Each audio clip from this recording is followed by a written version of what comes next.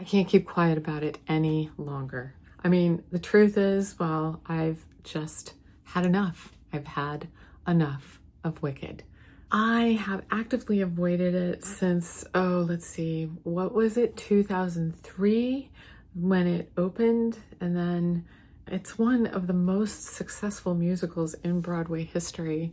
So there's a point here where I can't keep avoiding it, but the book itself was published in 1995. Yes, you heard that correctly, 1995, very last century. And the book is really a very different experience. I mean, let's just keep it at it's a very different experience.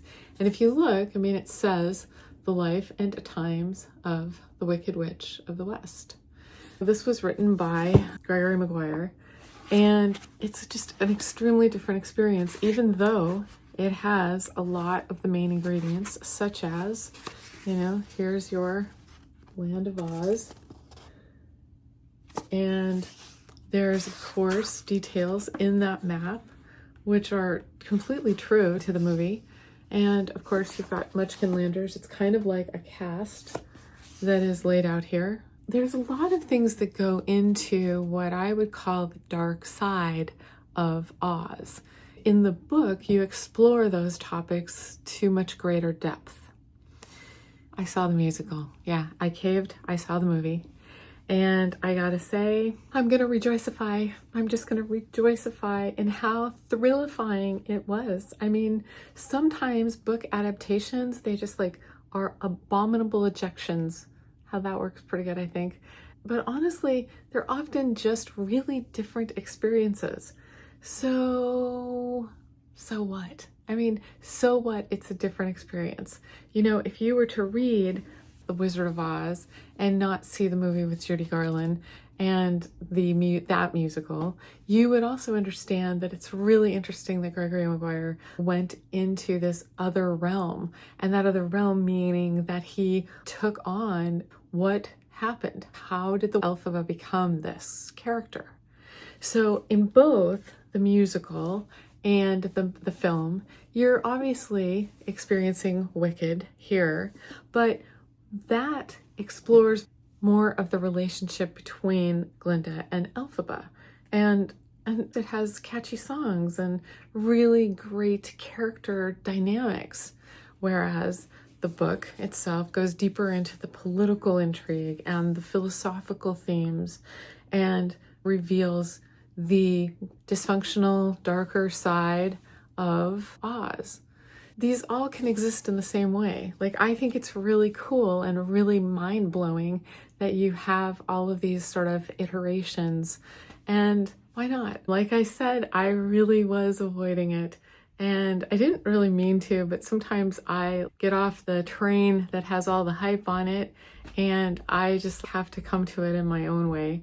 I just wanted to say that I did see it, and I thought it was absolutely rejoicifying that I saw it, and I loved every second of it. It was amazing. I'm really partial to those flying monkeys, though. I always have been. I'm excited to see the second part of it. So don't avoid the book, but look at it as a different experience. Don't expect to see exactly the same things ever.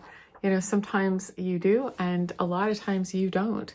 That's because it's really a different experience. When you're reading something, your mind is making the movie. But when you're watching it, you have to account for things like character development with actors, and you have to work with a whole lot of other moving parts that your mind creates. Of course, it's not going to line up exactly right, but I thought it was really good. So tell me in the comments below if you've seen the movie, or if you saw the theatrical production, the musical on stage, and what you thought of it. Instead of being disgustified, I would just rejoicify, because more people get to experience the wonderful world of books. Because that's kind of what it's about.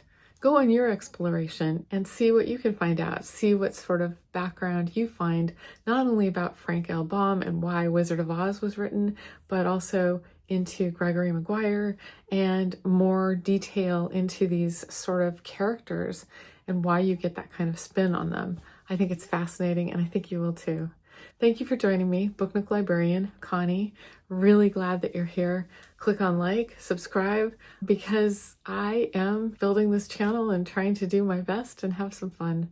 So I'll see you in the next video. In the meantime, keep reading.